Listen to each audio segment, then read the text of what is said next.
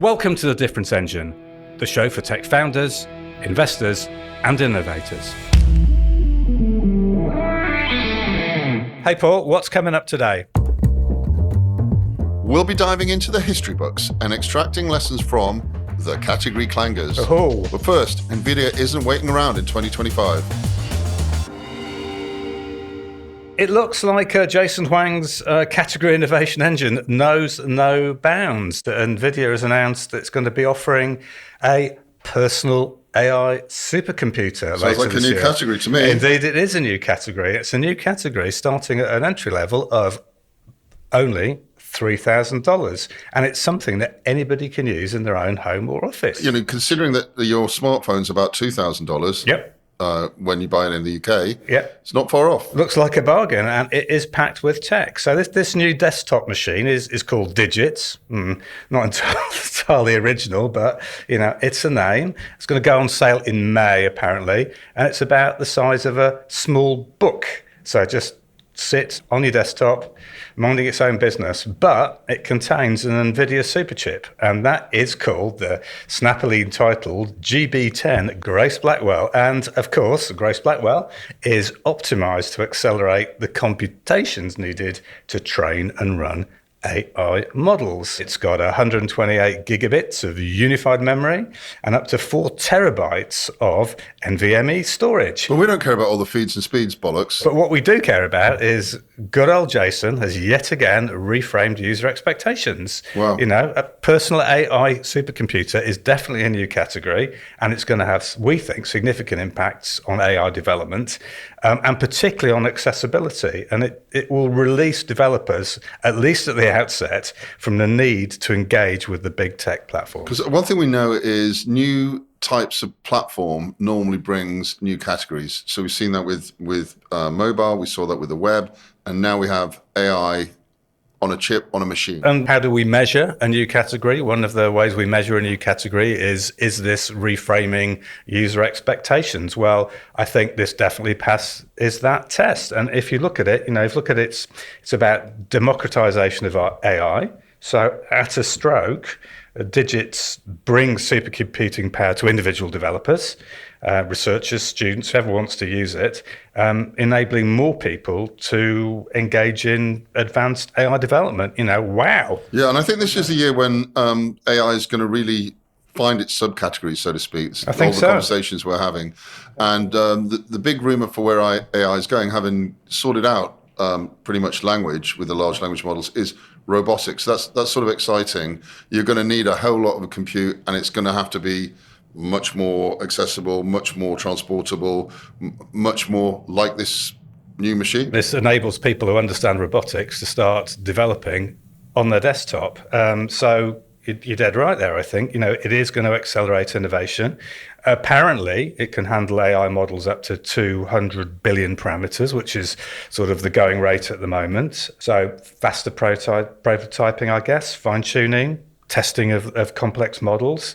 And I think that is a form of induced demand that has that potential to hugely increase the rate of innovation in our applications. Yeah, so if you create a very desirable product, which is what we have here, that looks different and offers different capabilities to everybody else, of course, that's going to stoke curiosity. And those who like to innovate, those at the cutting edge, will want to get their hands on this thing. And inevitably, that's going to lead to new categories. Fascinating also that this little gadget will enable sophisticated AI model development and the testing without the limitation or cost of the cloud. So that offers more control, convenience, and of course, data privacy, free from the shackles of big tech. Yeah, and we know that putting technology in the hands of democratizing, so to speak, is really useful. If we think of all the people that we've recently interviewed, at least 2 of our recent entrepreneurs started live with the BBC computers. Yes, they did. And the ability for them to self-actualize and create things in their own time, in their own home, learning at their own pace, was what really accelerated their journey into category leadership. Yeah, just allowing them to noodle about and play. And it was that whole idea of being able to play with stuff where the innovation comes. I think on that basis, this tech will will really shift power to smaller groups and independent researchers, and literally we're back to people in their bedrooms, essentially on the on-ramp to some massive breakthroughs. And that's going to be things like autonomous driving, where there's some issues, healthcare, certainly the creative industries in huge flux at the moment, and of course finance. And with very, very fast local model training and analysis going on. Decentralizing it, essentially, is what we're talking about here. And, the leather jacket's ridden again. He's literally got the thing in his hands. Yep. This is what's required to really stoke innovation. But it's always very easy to get excited about something you can drop on your foot, something that's really physical. But I think one of the things people might have missed with this recent announcement is that NVIDIA is going to be releasing several software tools for building, connecting the so-called AI agents. Yeah, and I think they've timed that just right, because there was getting to be a bit of a swell of opinion that NVIDIA's moat was its operating system. Yeah. Making it more accessible, milk the opportunity, grab as much revenue as you can, and then open it up. It's quite a smart move. This is definitely hardware and software aimed at local innovation and moving things forward in whatever industry the user is choosing to do that in. Will it be available in Europe at the same time as the US, or will they pull the trick that a lot of the LLMs, Google, etc., do, which is release it in the US first? Yeah, it'll be released in the US at the big show, of course. So when it comes to Europe, we don't know. But sooner the better. I expect a lot of people will be carrying them back in their suitcases. We also have to realise that we're looking at this from a category point of view, and these agents have become the latest category contender. And many companies view them as a way of incorporating technology in their operations to boost efficiency and to save money. And again, this is going to build a big ecosystem around NVIDIA. I mean, agentic is really where it's all going. The nature of this is that NVIDIA is releasing several custom versions of the Llama LLM, which they've snappily called Nemotron. And of course, they're claiming that they are nicely tuned and optimized, for following instructions and planning actions in order to carry out those agentic tasks. And let's not forget, even though we're all, enraptured with Jensen, there are a lot of people after this game. The race is on. Yeah. All of the large chip manufacturers are now going after this. A lot of the large AI players are building chips. So, I think it's about, this move is perfectly timed, because it's just when you thought someone was going to catch up, off they go again. Yeah, so I think we can see a lot of action going forward. Perfect strike, right? Yeah. So we know that, digits represents a significant step forward in making AI development more accessible and efficient. We think that may lead to a more diverse and innovative AI landscape. But it is the embodiment of a new category, the personal AI supercomputer. Now, it will be fascinating to see if it gets traction, how it's developed and whether NVIDIA's competitors can catch up, as you say, Paul. But it is yet another lead established by NVIDIA. But I don't think listeners should be blinded by these quasi-consumer, maybe gimmickry of the box. It's the software tools that could have the biggest total addressable markets, the TAMs, not the novelty boxes. So, I think the novelty box doesn't hurt to flog the idea, though. It certainly doesn't. But it's a great strike. It's a great strike. We're very impressed. But I think our final point is that we should be thinking Salesforce, not Raspberry Pi, on this. Hats off to Jensen.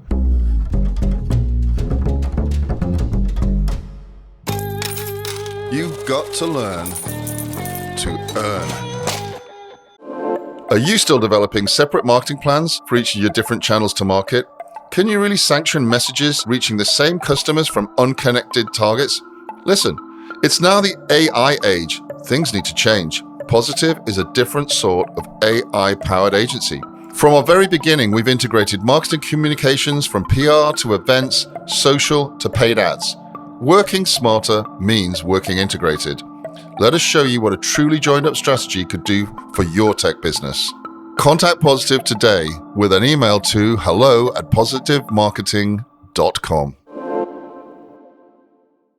So for this feature, we thought we'd do something a little bit different, and that is to delve into the history books. And what we want to do is talk about 18 or so of the previous category losers as a way to demonstrate just how hard it is to win in a category. So take a look at some of these examples and maybe look them up in your own time.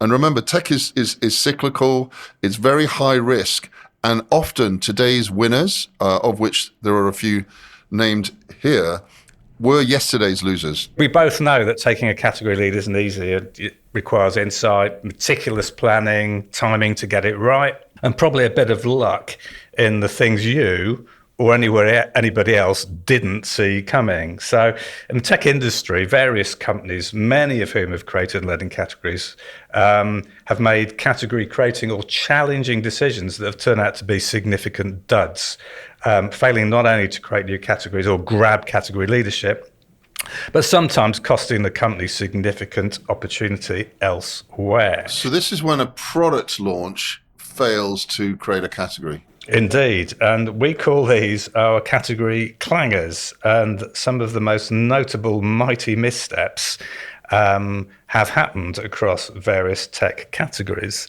Now, we might start out in hardware, might we? It's always a graveyard of categories. Yeah, everybody's top drawers of their desks are full of these missteps. So one of the mightiest of these missteps, I think, was Apple's Newton PDA, Personal Digital Assistant. Right, and remember that in 1993 it came out, looked very, very innovative, but the problem was it launched with the basic things that you need to get right. So its handwriting recognition was poor. Who thought that was going to be a thing? Anybody's tried to read my handwriting would know it's definitely a thing. But you can understand, right? Because like people thought writing was going to be the input, not voice. Yes, indeed they did. I mean, everybody thought that the keyboard was just something we'd inherited from huge typing pools and mechanical typewriters. But no, I'm afraid it has carried on. So it was very poor at handwriting recognition. It was also very pricey if you wanted one, and its connectivity was laughable. I mean, it wasn't really connected to anything. I mean, it really was an answer looking for a problem. I was there right at the start, actually. I went to the launch of this thing in London. I saw Mr. Jobs on stage, and the demo failed spectacularly live in front of a ton of journalists, including myself, and it got reported as such, and it was downhill from there. I actually even wrote part of my MBA on the spectacular failure of this product. One of Apple's terrible, terrible missteps there.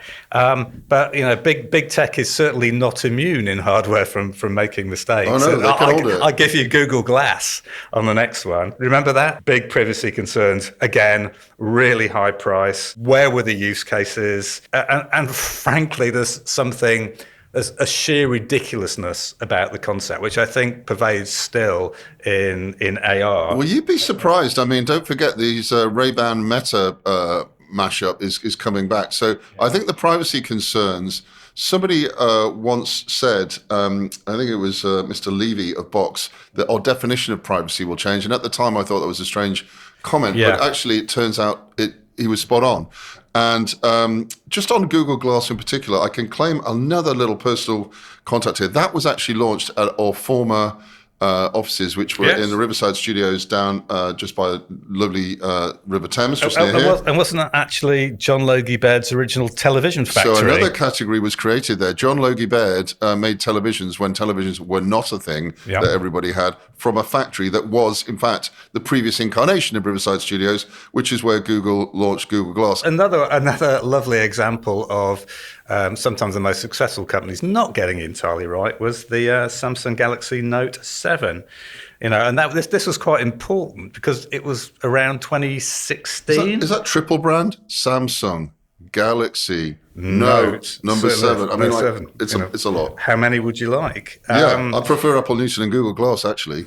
You do. Well, just remember that time Samsung were sitting very, very pretty, and it looked like they were going to snatch their smartphone mobile handset market. Or the category crown, at least, from Apple. But do you remember, in somewhat prescient of e-bikes and scooters, battery issues caused some of them to actually catch fire. I do. Cue massive recall, significant financial losses, and huge brand damage at the time. I mean, I think they were just rushing a little bit too fast ahead of the market, and obviously trying to respond to Apple. They've been plugging away for years to try and get to the top handset manufacturer sales, and I think in the last few quarters they've actually achieved that. Sort of wonder where Huawei is in that, to be honest. Yeah. But I think these days, Samsung doesn't need to worry about Apple so much. Does need to worry about Huawei and the rest of the Chinese guys. Certainly does. But let's leave hardware for a moment and have a look at software. And I think one of the greatest software duds came from Microsoft. Well, I mean, that's a bit unfair. Where are we going with this? Zune. Oh, Zune. Okay. Zune. Another misstep from Microsoft's dark days under Steve Ballmer. 2006 it was. Zune was released to compete with the iPod, which was getting rapid traction. Which in itself wasn't the first of this type of MP3 player device. But, as we know, they put together the ecosystem that made it all happen. And, if you compare it with Zoom didn't have any unique features. It was really poorly marketed. I remember at the time wondering actually what it was. It wasn't quite clear that it was the alternative to the iPhone. Because it was marketed as a brand and not as a category. Well, let's not talk about Jaguar again. Yeah. Poor marketing, I thought, on that. Frankly, the design was pretty unappealing. And, of course, a non-existent ecosystem. I think Microsoft does better when it sticks to the knitting and copies other good ideas more closely. Yeah, or buys them. Like DOS, Lotus 1-2-3, which they competed with Excel, the iZoom thing. Yeah. And, they do really well milking franchises like Office Productivity Suite. And, even these days, their version of cloud computing, which competes with AWS, etc. They're best at good enough software. So what I like about it is they never want to be better. They just want to be good enough. But category leaders, they ain't. I also think, again, it's rather Ballmer era-ish again, was do you remember Vista? They were clearly already worrying back in 2007 that their hegemony on the desktop at some point was going to be challenged. So in came this great new thing, which appeared to be a bit more visual, but of course it had high system requirements. There were some nasty compatibility issues, I seem to remember, when I actually installed it. And it was just absolutely full of bugs. And very, very quickly, the word went around that this was not worth investing in. Do not load it on your computer and just wait for the next version of Windows to come out. And meanwhile, Google was watching and waiting to redefine how we use the desktop. I think it's best avoided and best forgotten, except for Microsoft. Please don't inflict that on us again. Well, I think since I moved to Mac, I haven't looked back. Yeah, I know. And I'm the Microsoftie around here, and I recently switched to Microsoft 11. And frankly, I'm really hoping that Windows 12 is an improvement. It just makes you realize how far Google has come in understanding just what the average Joe like us needs in terms of user interface and its usability. Well, that's on you with the Windows fetish. I know. I'll learn one day. So how about internet services? They've been around long enough to see some amazing duds. Well, I was consulting at this time. We were working with a consulting services company. We thought the world was going to change. We were not wrong about that. We may have been wrong with AOL merging with Time Warner. Yeah, I mean, this is when things got a bit silly. Yes, frankly. Yes. Yeah. Essentially, the sort of a crap version of a BT online ramp in AOL, and a really good content company that made a few missteps. Yeah, getting together. They were really trying to create a web portal category leader, and the idea of at the time when the idea of a web portal was disappearing, but it was classic, $165 billion worth of somebody's money getting destroyed with cultural clashes. People hadn't realized at that time just how different tech culture was from the culture of, say, the traditional entertainment business. They were not the synergies they thought they were. And of course, the dot-com bubble just blew the whole thing up. So it was clearly a perfect storm hitting at a time when everything around them was changing. So, poor management, poor judgment. I think the poor world's luck. moved a long way from there. Another example of this would be Guy Hans taking over EMI and bringing in, Yeah. because back in the day, merging a steel business with a railroad business was possible. Yeah. But there are certain types of businesses, content being one of them, tech being another. It's very hard to merge these things together. It's easier now because a lot of people have been there and done it. Look at Spotify, etc. But back in the days, it was super hard to do, and people worked in one industry or another. Managing intellectual property is a very, very difficult thing to do, and it absolutely does rely on people, no matter how much you want to automate it or how much you want to cut down the costs of doing that. One of my favourite stories that just resonates as the biggest doll you can imagine was Yahoo rejecting Google. In 2002. Just as things were starting to build up again after the crash. That's a quarter of a century ago. Yeah, but it's really, really important because the consequences are still with us today. Yahoo had the chance to buy Google for a measly $5 billion, and it turned it down. And in that moment, they missed out on the chance of becoming the category leader in a new generation of search engines. One wonders why. Did they not see it? I think Yahoo had a brilliant business at the time, but it's very hard to kill your own babies. That's the innovator's dilemma, right? Yeah. It's a little bit like when the record company, no longer with us, formerly down the road, called Decca, Yeah. said no to a little band from Liverpool called the Beatles. Well, on the basis that guitar groups were somehow on their way out. Sorry, Decca, you got that one wrong. Right, moving on to the Okay. BlackBerry. My favourite product. Loved it. We'd loved our Blackberries, that's for sure. But I mean, you have to remember that the BlackBerry was once the all-conquering go-to device for secure business mobile It communications. made you feel and look good. It did.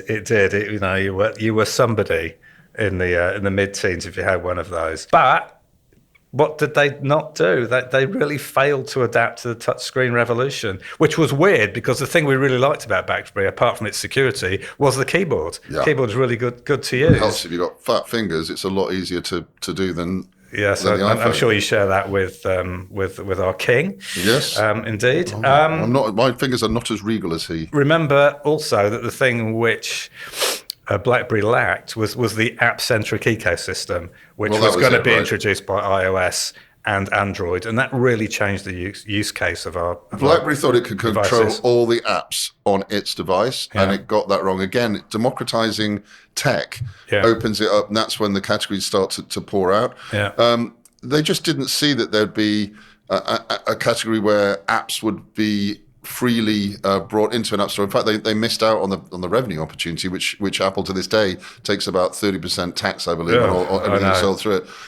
However, this whole story, because BlackBerry created a lot of innovation, there's a great movie out there about BlackBerry, and Yes, I it's great. thoroughly recommend it. Yeah. Just to see before things went down, things were going pretty sweetly. But so we both love our Blackberries, and massive hubris let us both down, I think, on that. However, I always was a two handset kind of a guy, and I always had my BlackBerry and my absolutely unbustable Nokia 6310i, which never ever let me down. Which brings us to Nokia and their Symbian operating system, God, back in the mist. which they ultimately invested in and acquired. Now, Nokia insisted that Symbian was a differentiator when iOS and Android were gaining grounds. And the reality of that is that it was one of the factors that led to the company's rapid decline from being the absolute, by far, category handset leader. And so as the smartphone market emerged, Symbian was found wanting. And again, no ecosystem was really established around Symbian. The thing is, it's a bit weird. It's the innovator's dilemma. Again, back to eating your own babies or killing your own babies. You need to do it. Trying to hold 100% of nothing is 100% of nothing. It is. You need to give away a little bit of the throttle you've got on the market. a bit like we said with Jensen's new announcement, it's liberating, it's democratizing, it's not trying to own the entire category. It's about growing the ecosystem, which grows the category, not owning all of the pie. You know, the tragedy of this, of course, was that Microsoft then thought it was a good idea to acquire Nokia just at the time that Steve Ballmer was planning his exit. So just in case anybody at the time thought he couldn't make any more bad decisions, his parting shot was leaving others to flog the very dead horse. Indeed, his worst bad decision, I think, was not wearing a T-shirt under his and deodorant when he was on stage. But we won't go into that. So I'll be thinking about that for the rest of the day. Yeah. Thank you very much for That's that.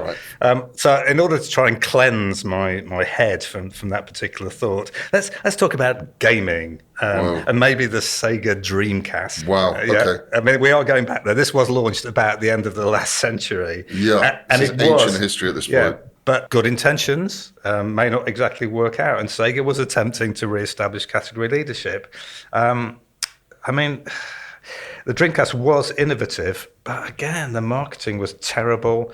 And the timing with the imminent release of PlayStation 2, which did have a powerful ecosystem that Dreamcast really didn't, just blew it. This whole space is one where the ecosystem really matters. And it's interesting now because it's sort of end of an era, I guess. You see that just recently, the console wars are pretty much over, it would seem. Yeah. Everybody's moving to online, and the excitement of the games industry being bigger than the movie industry is over. But at the time, this was the fight, right? Yeah, and you just got to be really careful. In the games industry, just as anything else, you've got to launch a product that's fit for purpose. I mean, just remember way back when Atari, who were extremely dominant at the time, tried to launch E.T. the Extraterrestrial. But in an effort to get it out with the movie and so on, they rushed development. The gameplay was really poor, and consumers just went, don't like this at all. And remember, there was a video games game crash back in the 80s, back in the early 80s. The whole industry just went boom. Yeah, and I think that's where it is now. I noticed that there's a new Chinese game, forgive me, I can't remember what it is, which has just been rated AAA, which is the most intense, the most developed games, which has just come out. It does feel as though the innovation there, the ability to start new categories in that space has passed. Yeah. Well, something newer, social media. Well, Google Plus. Remember that? Vaguely. It launched as a rearguard action to compete with Facebook. It just never got user traction, and Google, at least decisively, just decided to shut it down because nobody was using it, and frankly, some security issues had started to emerge. And then you think about MySpace, the out-and-out category leader early on just failed to innovate. That fact was really exploited by Facebook when they started to move into the market. And they became the category leader and grabbed them all that incredible value that could have been available to MySpace if they'd only innovated properly. Now, those two quite ancient examples brings us quite neatly to today, because I'm not sure there's a lot of innovation that I'm seeing. We've seen some failed attempts at innovation. Remember Clubhouse? God, yes. That came and went pretty quickly. Yeah, so that did came and went really, really quickly. In addition, we've got Threads, which is seeing somewhat of a resurgence, we're told, by Meta. I don't know if I buy that. Blue Sky, where a lot of Musk refuse-necks have ended up. Is that going to take off? Or, have we got to the state of the market where X and LinkedIn, to a certain extent, define the category? TikTok, will it be banned? Won't it be banned? Has the innovation ended in social media, or is there something new that we can't see? Well, there's an entirely new relationship emerging between big tech and politics, and at the moment they seem to be indistinguishable. So I think the regulators, if they want to regulate, are going to have their work cut out. So big business versus nation states should be an interesting fight going forward this year. And I just sort of wonder if social media has had its peak and is starting in its decline. Well, I'm hoping there's more. I'm really hoping there's more. And people may get so sick of the whole damn thing they just walk away and look for new ways to communicate. I mean, how about having an actual conversation face to face? with another human being, perhaps. Well, young people can't do that, so Oh, yeah, forget of it. course. I've forgotten about that. Yeah, So, skills gone. anyway, so let's talk about young people. Let's have a look at consumer electronics. Microsoft's Kinphone. No idea what you're kin talking about. No, it was a kin disaster. 2010, that was. Just trying to establish a new category, the mobile design for the younger demographic. It flopped spectacularly, so much so, it was discontinued just 2 months after the launch. Well, they were late. The iPhone was out in 2007. I actually can't even remember this product, to be totally honest. It is absolutely Ballmer era hubris. Again, poor sales, limited functionality, entirely missed the point, as you say, that smartphone platforms were out there. I mean, the iPhone had been released 3 or 4 years before this. I mean, honestly, best forgotten, and honestly, I had forgotten about it. It had a really weird slide-out keyboard, and they thought this was great. I have to believe you on that. The problem was for the kids. The Kin 1 just looked like a version of your parents' BlackBerry. I mean, who'd want that? Sorry, Microsoft. Another one I love is streaming services, because this very recent example is so obscure. I mean, does anybody remember Quibi? I think that's how you pronounced it, Qibi. No, blank. Right? That actually had a ton of money put in. It was some very high-profile backers, and it was gunning for the online video category crown, where clearly there is a very conspicuous category leader in YouTube. It tried to differentiate itself with a short-form content model, but it failed to establish subscribers because it wasn't free.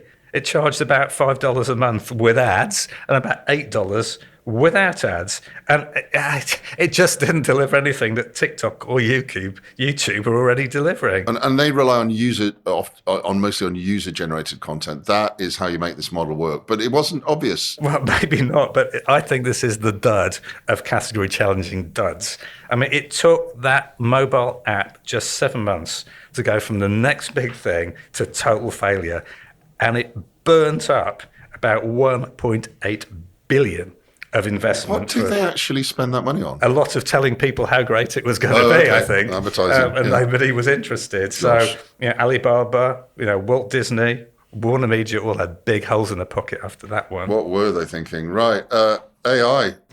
Everything's successful in AI, isn't it? No, it isn't. Not if you're Microsoft. Why are we picking on Microsoft? Well, we're not. We're not. It's just they've had a lot of successes and a lot of duds at the same time. So they had a thing called TAY, T-A-Y-A-I. So it's easy to forget in the third coming of AI we're currently experiencing. There's something to learn about this. This is an object lesson in releasing a technology too early. It was an AI chatbot released on Twitter, and the thing which I love about this was it quickly and frankly rather hilariously turned offensive, because there were insignificant safeguards against manipulation. So this was the sweary chatbot. But I mean, that's where we're at today. That's the irony of it. Now, X is filthy. I know, but Quibi lasted 7 months. TAI lasted 24 hours. Wow, that's not so much a strike as nothing. My last one is SaaS, and this is sort of contentious. Contentious. Because this is a live debate. Is software as a service even a category anymore? We've seen some spectacular blow-ups. Yeah. The bookkeeping service went down just before the end of last year, leaving a lot of SMEs with no blooming way to file their accounts. Disastrous. There's been failures in the payments sector. There are a lot of software as a service companies that got high on the hog, probably about 21, and now are not being able to meet the requirements of their funders and their investors, etc. And it is sort of sad to see, but that's creative destruction for you. It absolutely is. Good old Joseph Schumpeter and that amazing idea. I mean, SaaS has been hugely successful as a category, but I think we're seeing big waves of change now, and I think people need to ask, is that category starting to become some redundant? Huge questions particularly at the assault of AI, which changes how we think about how we use software. So if I have a bit of AI and I have little bits of functionality, and I can do a little bit of coding myself, why do I need to buy an entire big SaaS product at vast expense when I can sort of like stitch something together myself. What goes around comes around here, I think. So this is something which we think is ongoing, and we will be following it very closely. For sure. But I mean, why do we talk about the past like this? Well, as we know, those that don't know the history are doomed to repeat it. So what these failures all have tying them together is the importance of market understanding, timing, innovation, and strategic foresight. And you have to combine those four things. The cardinal sin appears not really understanding what customers need and not reframing the offer to them so that the difference resulting in value is clearly established. And I think you have to be absolutely aware that while you are driving your category journey, competitors may also be reframing customer expectations, and that could become an existential threat to your product. So good intelligence is crucial.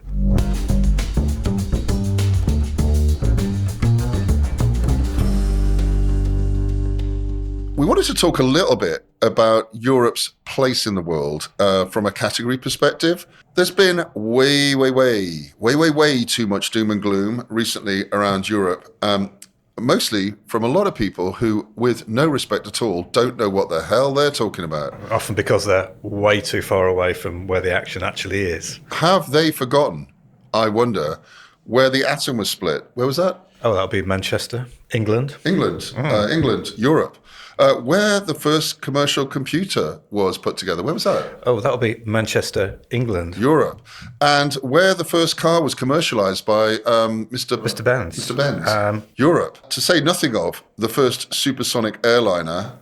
Between the French and the Brits. One of the few occasions where that worked. Yes. And where, it's a little bit contentious, where did the original tech for Mr. Elon Musk's SpaceX business come from? Oh, that will be Germany, but I don't think we really want to discuss that in too much detail. That go. You can watch that in the movie Oppenheimer. Hey, but what about graphene? Where was that invented? That will be Manchester, England. Europe. Right. If we are to believe certain commentators, there's never been a worse time and less of a chance for Europe to produce categories than right now. Yeah. Inflation's up. And the governments of the UK, France, Germany, and others have either changed or are about to change. What do we think? There's another big change going on as well in another country, isn't there, at the moment? Could that have something to do with the bad-mouthing that seems to be going on? I would say that all of this adds up to the perfect time to create new categories. I think it does. There's been too much chat about Europe's ability or inability to create and sustain new tech leaders and new category leaders. So we're going to have a quick look at some of the stats and some of the chats from our great region to see if we can assess where we stand. And this is a theme we will be repeating. We certainly will. Throughout the year, and we'll be coming back to it, and we'd love your feedback on this. So shout out to the guys on the All In podcast for talking down Europe. We're going to talk it up. Right, let's go. So let's start at the end. What we're all doing, building category leaders and creating categories, is ultimately to create growth in the economy and wealth. That often is crystallized on exit. So we've looked at some data from our friends at Sifted, another great European brand. And we can see, if you like, the back end of the tunnel, the exit lane is slow. And this has repercussions for all of us working more at the front end where the categories are designed, because eventually all categories need to become investor ready if they're going to create growth and wealth. Yeah.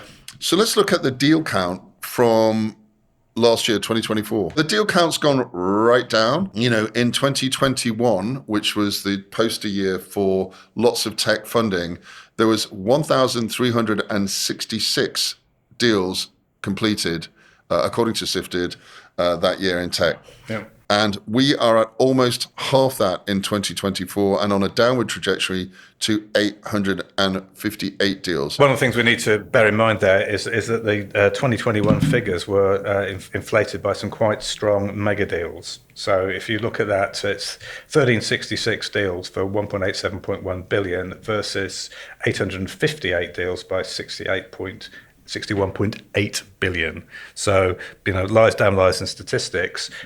There is still a lot of deal making going on. There just aren't so many mega deals. Absolutely. That's the important thing. And we're on all of even 2024 is all above the baseline from 2020. So things have been picking up. They're on a bit of a downward trajectory, but they are in the States too. Let's look at another data set. Let's look at Deal Room and look at where they're saying, and this is from halfway through last year, so June, July. Where's the money going? Yeah, where is the money going? And what do we see? Not many surprises, I don't think. Yeah, generative AI at the top, unsurprisingly. By a country mile. You know, model making, Gen AI applications. And then actually in fourth, which is quite interesting, is electric mobility.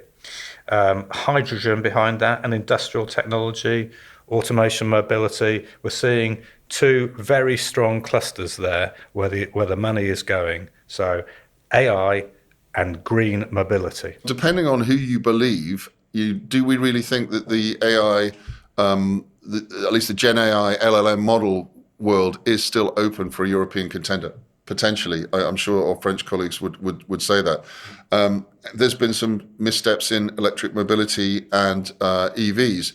But those things are being funded over here, and now's a great time to build out those categories. When we look at electric mobility, some of the issue can be laid at the door of policymakers who have not been robust enough in pushing the next wave of mobility. And of course, with all the turbulence that's happening with leaders in Europe, then maybe that will resolve itself this year. Hopefully it'll start to resolve itself. But we're still seeing healthy investment in fintech, health, enterprise software as well. And unsurprisingly, UK, France and Germany are still the top venture-funded countries in Europe. And that's awesome. And let's not forget that we've got some really strong contenders in terms of Wave, which is somehow regarded as a European/UK company. Lovely. Yep, yes. Mistral out of France and Poolside AI. We have got players that are attracting large amounts of VC, and therefore one would hope we'll get to that exit gate. There's some nice data coming out of the European Investment Fund, isn't there, as well? Yeah, and this is a big piece of research, something we should look at. And what we noticed here is that